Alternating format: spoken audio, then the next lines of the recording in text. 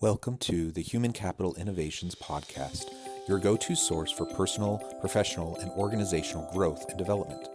We hope you tune in often for all things people management, organizational development and change, organizational leadership, and social impact related. Maximize your personal and organizational potential with Human Capital Innovations Podcast.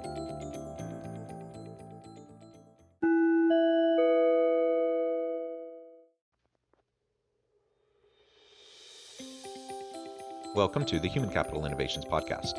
In this HCI podcast episode, I talk with John Steed about utilizing data visualization and GIS in the workplace.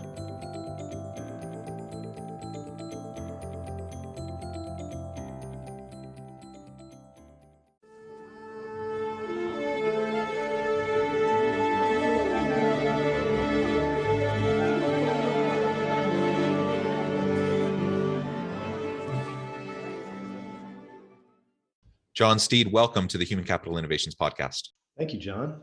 Very, very glad to be here. Yeah, it's great to be with you. I'm excited to have a nice conversation.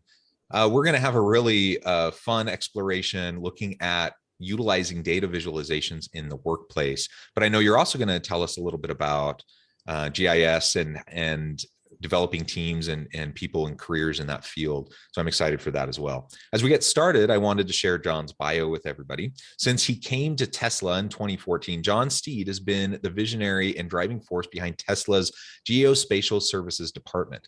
Under his direction, the department has focused on leveraging sophisticated solutions for a myriad of complex problems faced by his clients. John has a passion for being technically creative, solving real-world problems and troubleshooting existing systems, all in the context of supporting mission-driven results through geospatial solutions. John's diverse track record of international experience serves him well in understanding a wide range of client contexts and needs. His background includes collaborating with renewable energy nonprofits in the Andes and Amazon of Peru and Ecuador, managing UNHCR implementing partner organizations across West Africa, and assisting U.S. government agencies' collaboration efforts on behalf of international programs in the United States. When he's not in the office, you can find John putting his spatial skills to work on home repair and custom renovation projects, or satisfying his love for the outdoors by hiking, surfing, or free diving. That is amazing. I love everything about it, though I'm not sure I could ever join you in the free diving area, but that's tremendous. As we get started, anything else that you would like to share with listeners by way of your background, your personal context, and really even just how you got into your career and the work that you're doing? Sure. Yeah. Thank you so much. And thanks again for the opportunity today. My career has been very scattered, and it took me a while to end up where I'm at. But I do have to say that, like what you mentioned with the international development and the humanitarian aid aspect, really sort of shaped where I am now and sort of shaped my focus of GIS. So, I mean, my main focus and what I do every day is geographic information systems, making maps, visualizations, infographics that help clients sort of understand situational context around the work that they're doing. And I have to say, I came into it from a very, very strange direction. After college, I was trying to figure out what I wanted to do. And I thought, maybe the Peace Corps was the right direction to go in. And I was with a recruiter, and I asked them, what do you think would sort of help me stand out in the pile of applicants for other Peace Corps candidates? And they said, you should take some GIS courses. And so, my background had been more along the trades, mechanical maintenance, that sort of thing. So when I first got into it, I had no understanding of computers, technology, like how to be applying geospatial concepts to things, and it was just way over my head. And I didn't see a way of applying it. But when I went to grad school, I ended up meeting a professor who was teaching GIS courses. And I got in really close with them, and they helped me to understand sort of how this could be applied to real world problems, especially in the context of international development, humanitarian aid, and that sort of thing. And so I ended up getting involved in GIS from that direction. And it's been incredibly fruitful and really interesting to sort of see the different ways that you can take GIS and then apply it and really help solve real world problems. So this week, the largest conference for GIS, the Esri User Conference, is taking place. They have, oftentimes when they have it in person, it's like 20,000 attendees. I would guess that it's probably 50,000 plus attendees. So, there's everyone around the world that's involved in this industry is coming together and working on this right now. Everyone from like city planners to to lay people like myself that are doing this sort of for small companies, sort of helping other industries sort of with the problems that they have. But in a nutshell, I just wanted to point out it's been a very circuitous path that I've taken to get here, but I think it's really fruitful, and I've learned a lot in the process, and I've been able to help teams apply that knowledge to help them better themselves. Yeah, that's wonderful. And I mean, I only have very tangential kind of connections to the GIS space. And I'm a professor. I also do consulting work. So I work at the university. I've worked on teams with others that do GIS stuff. And it's always added a huge layer of just really great context and opportunity, for any research project that we're working on. I'm working on one big project that's very interdisciplinary, for example, looking at a local lake here in Utah that's, not being well utilized, not being well taken care of. And we're looking at it from all these different angles, all these different disciplines. And the GIS has been hugely beneficial on my end. I'm looking at the business side of things, just as an example. Anyways, I'm just giving an extra little plug for, GIS is super cool. It's super beneficial, and definitely everyone should be looking into it, ways to enhance what your organization's doing and what you're, the impact that you're trying to make in the world. Sure. And it's beyond just, the application in terms of what you're talking about with like looking at lakes, using resources, seeing how businesses interact geospatially. I mean, it's like, everybody's using it on a day-to-day basis in terms of just, where are they going? They're using like Google Maps to figure out how to get there, right? It's totally integrated into our daily lives. There's this discussion now of, I can't remember the term for it, but information of things, IoT, right?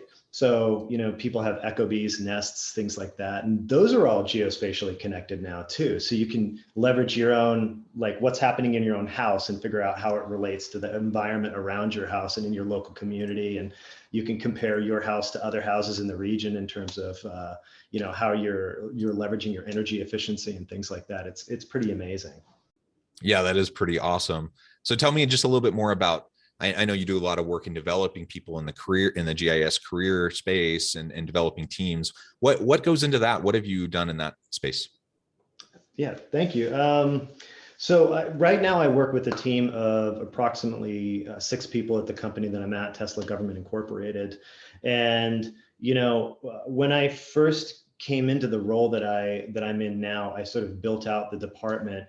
And then I had to hire on a team and try to figure out how to slot these individuals into a role that could then support that team and support the growth of the company. And so we have a number of individuals from, cartographers, graphic designers, to geospatial analysts, to automators, Python experts. And I think one of the fun things for me has been seeing a lot of people coming from fresh out of college or with a little bit of work experience, and then putting them into an environment where they are having to work in a team that is not, it's not a bunch of people that have the same background, have the same experience, have the same education, but it's very multidisciplinary. And I think one of the things that I've learned that's been very beneficial for me is that when you have a team that is multidisciplinary like that, it's a constant learning environment where everybody's building on the skills that they have from their peers. And I also personally believe it's a lot more of a fun environment to work in, because it's not static. It's not like I said before, a bunch of geospatial analysts who are looking down at a computer all day trying to identify stuff in a raster map. So that's one of the things that I've learned, or maybe 2 of the things in what I just mentioned to you that I've learned. Another thing has been connecting. There's such a broad community for GIS now, and there's so many different groups out there, and there's so many young professionals networks, that plugging the team that I work on into those networks, I think has been really innovative for them in their professional trajectories, I guess you could say. So that's been another thing that I've learned, that doing that early, I believe, is beneficial to their growth and also to the growth of the team. Yeah, absolutely. I think we often forget, especially with younger workers in the labor force who are just starting off. I mean, they're hungry for mentorship. They're hungry for being developed and for feedback. And you know, a lot of times leaders, managers in organizations, you know, they're busy, they're doing all sorts of things. And so, you know, they may not have the time to devote towards developing their people, even though I would suggest that's probably the number one thing you're supposed to do as a leader. But even if, you know, if they don't feel like they have that time to prioritize that, connect them at a minimum, connect them into these types of groups, these organizations, these networks, that they can find other opportunities to really engage, right, and to learn and to grow, and it's gonna benefit them, of course, but it's gonna benefit your team. It's gonna benefit your organization. So we really don't want to overlook that piece. You know, sometimes I hear leaders bemoan young millennial and Gen Z individuals in the workforce, and they always say, you know, things like, oh, they're so entitled. They feel like they want to make an impact right now, and they want to they're just constantly trying to get feedback, and I don't have time for that. And when I hear that, I'm just like, well, I mean, that's kind of what leaders are supposed to be doing. So maybe we should start thinking a little bit more about that. No, I completely agree. And also, I mean, I haven't felt that about the team that I'm on. I mean, I could see, you know, I see that stereotype, I hear that stereotype, but I feel like when you're engaged with the people that you work with, they become more engaged in the work that they're doing, and they become more appreciative of the job, and it becomes more than just a job, you know? Yeah, I completely agree. And I think another thing is that leaders are supposed to be, are not just supposed to be doing the administrative day-to-day stuff. They're supposed to be like snow plows. They're supposed to get obstacles out of the way so that the people that they work with can succeed, you know? And so you have to have that sort of synergistic relationship with your team members. If you don't, then the whole team doesn't succeed. And you know, when you build on people's professional trajectories, when you build them out to be better than when they first arrived at the company, when they leave the company and they're still in the same industry, the industry is better as a whole, you know, and you can have, you know, business connections as a result of that anyway. So I think it's, Yeah. I think there's a lot of benefits and positives to it. Yeah, absolutely. Well, so we could go down this track, but I do want to talk a little bit more about data visualizations as a tool, how we can utilize that more within organizations to enhance what we're doing in our teams and, you know, our products and services, and just helping us be more, you know, impactful and productive as a whole. Let's talk a little bit more about that. Tell me a little bit more about what you do with data visualization and some of the ways that you've seen that making an impact.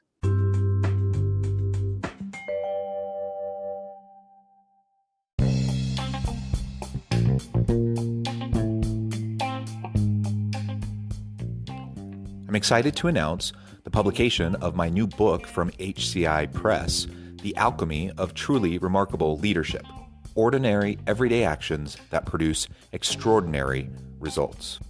Consider how the nature of work has shifted over the past 50 years. With increased globalization, rapid technological advancement, and the shift in economic composition, the average job of today looks very different than the average job of 50 years ago. What will the jobs and organizations of tomorrow look like? Moreover, what does this all mean for organizational leaders?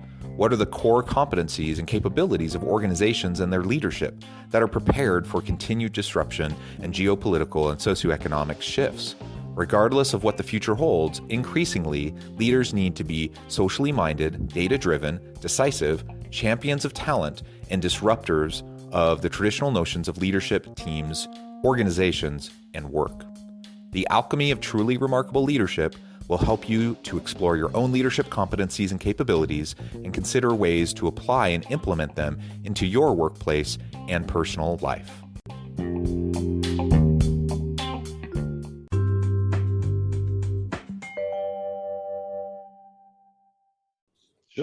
Yeah, so a lot of what we do with data visualization is we're a knowledge management company, right? We help different organizations leverage their data more effectively and then share their data with other organizations that they're working with. So one of the primary contracts that we work on facilitates information sharing between different government agencies who are working on complex crises around the world, and they work with other partner nations. And so these are like agencies that oftentimes in the US don't even talk to each other. They don't even really know that each other are working in the same areas, in another country. And so I find that one of the greatest impacts that I see that I feel good about is when two people that are working for different agencies in the same location learn about each other and then start working together. That's wonderful. But my team, very specifically, what we do is we help take their data and then open source data that we research and then provide data visualization products. So most of the time that's in the form of web maps, dashboards, that sort of thing. But we also create static map products that can then be printed out like as hard maps and used as briefing aids or things like that.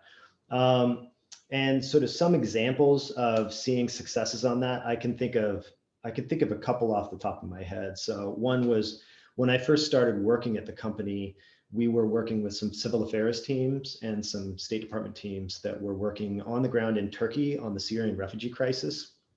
And they were trying to figure out how to get aid across the border from Turkey into Syria. And, as you can remember back in 2015, it was a very fluid environment, right? So control was shifting hands constantly, battles were erupting in different parts of the country. And so what we did is we worked really closely with them on a daily basis, and we would figure out, where the border crossings were, who was in control of the border crossings at that time, whether it was like, the Syrian government, or if it was, one of the rebel groups, ISIS, the Kurds, et cetera.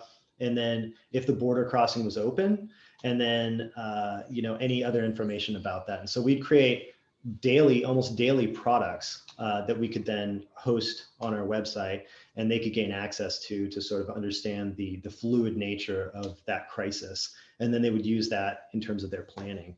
So that's one thing. And I saw that as a great success. Coordinating really closely, taking textual data, turning it into a visual representation, and then giving that back to them so that they could use that for briefings and planning and mission success, et cetera.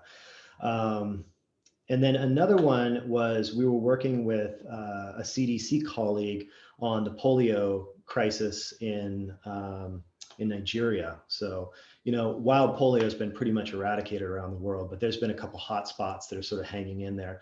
One is in, I believe it's the Pakistan-Afghanistan border, and the other was Nigeria, sort of in that northern sort of Lake Chad region.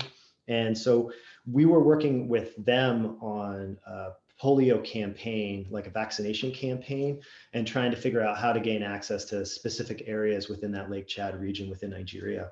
And we were leveraging some imagery, and they were trying to figure out, if people were going to these places, or if roads were open or whatever. And they got a report from somebody that the road was closed and they couldn't get through there. We were able to help them find imagery that showed that the road indeed had been open.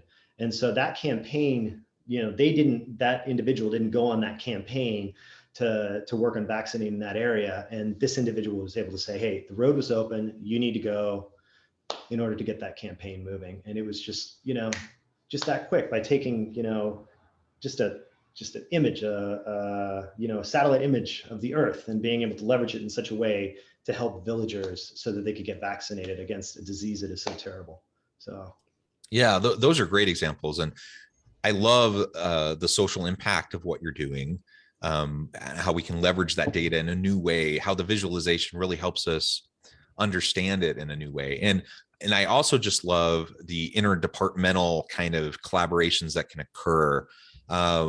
We really need to get better at collaborations. We need to get better at breaking down silos and more, interdisciplinary, multidisciplinary work in organizations or across government agencies or whatever. And honestly, most organizations are pretty darn bad at that.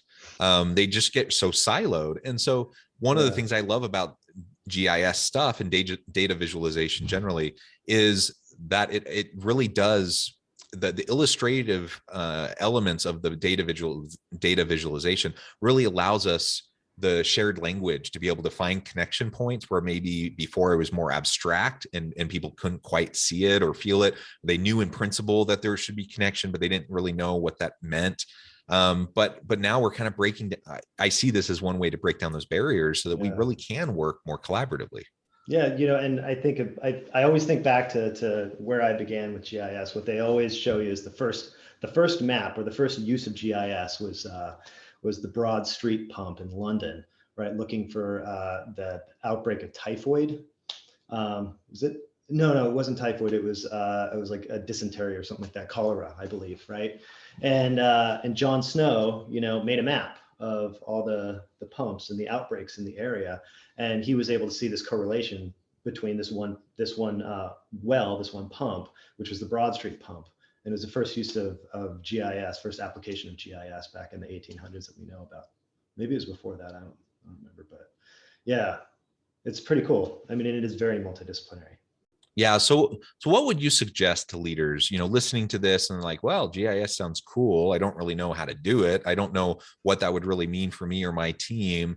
What's like an easy way to start kind of getting your feet wet, better understanding data, GIS specifically, data visualization more generally, and what can leaders in organizations start to do to utilize that better? Yeah, that's a really tough question that you just pinpointed right there. That's something that people in the GIS field have been working on for a really long time, and I've actually been working on for a really long time. When I was in Africa working in humanitarian aid, I was working in the Malian refugee crisis. I was working with camp management, community services, and food distribution. And we were in a number of camps in Burkina Faso. We were also working in protection services in Mali. That means when refugees go back to their country of origin, there are service deliveries that can aid those individuals if they have specific needs, like if they have disabilities or if they're single mothers or things like that.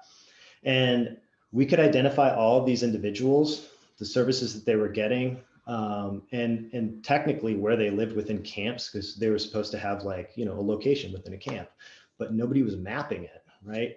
And then when they left the country and were going back, they would have to leave what's called their attestation card, which is their refugee card, before they left to go back to their country of origin. So we knew when they were going back, but this information wasn't getting back to Mali, to our organization in Mali or UNHCR in Mali.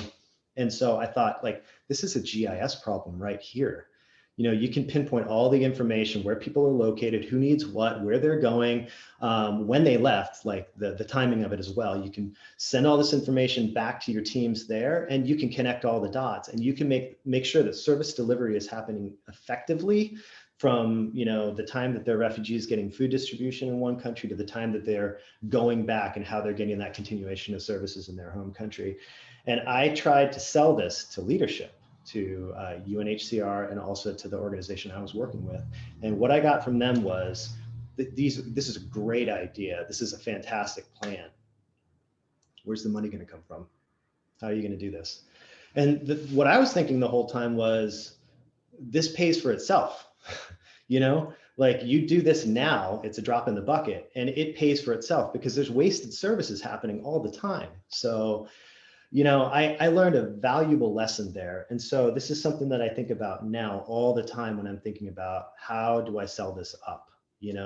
And the biggest thing that I can think of is, you always try to figure out who will support you, and they have to be in a leadership position, and then how to get them to back you up, because oftentimes you won't be able to do it yourself. You need them to back you up. So when I try to show these things to leaders, I try to leverage previous examples of success, and then show those examples to those leaders and say, this is something that we can do. It's not going to look like this. It's going to look different. It's going to look like what we're trying to do, but this can be the outcome for you. And I mean, hopefully if their ears are open, that works for you. And if you have that other person that's your stakeholder supporting you, then you have more of a metric of success there. Yeah, excellent, excellent. And it is a tricky thing. I'm part of a project at the university. This is a inward facing, university facing visualization tool that a team of us put together. And like you just said, like it seems like a no-brainer to us. Like, of course, we should be utilizing this. It's integrating all these different data points that can really help us in a lot of ways. And yet, selling it up the line has been a real challenge in trying to get further implementation. And so we can never forget about that. No matter how cool the technology is, no matter how cool the system is, ultimately, we have to convince people and we have to sell people on it. Otherwise, it's not going to take effect. And so that's kind of one thing we've been wrestling with on that team. And I resonated very well with you as you were describing that challenge that you faced. Well, John, it has been a real pleasure. I note the time. I recognize we're getting close to the end of our time together. But before we close, I wanted to give you a chance to share with listeners how they can get connected with you, find out more about the work that you're doing, and give us the last word on the topic for today. Absolutely. Thanks a lot. So you could find out more about me and the company I work for, Tesla Government Incorporated, at teslagovernment.com. I'm also on LinkedIn, John Michael Steed. And the last word on GIS, you're using it every single day, even if you don't think about it. It's everywhere around you. It is, at this point, it's like technology. It's like your computer. It is ubiquitous. So there's a value in it. And I think at this point, if you're not in front of the curve, you're behind it. So get involved. Excellent. Thank you, John. It has been a real pleasure. I encourage listeners to reach out to get connected, find out more about what John can do for you. And as always, I hope everyone can stay healthy and safe, that you can find meaning and purpose at work each and every day. And I hope you all have a great week.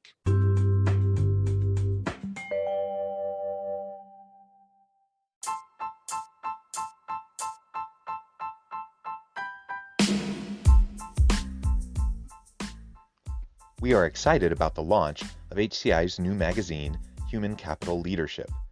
Human Capital Leadership is a free, interactive e-magazine designed to help individuals, leaders, and organizations find innovative approaches to maximize their human capital potential. We will be publishing issues quarterly in August, November, February, and May. Check out the first issue and let us know what you think.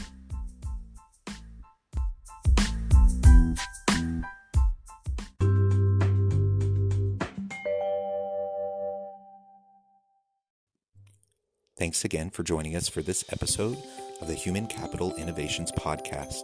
I hope you stay healthy and safe and that you have a great week.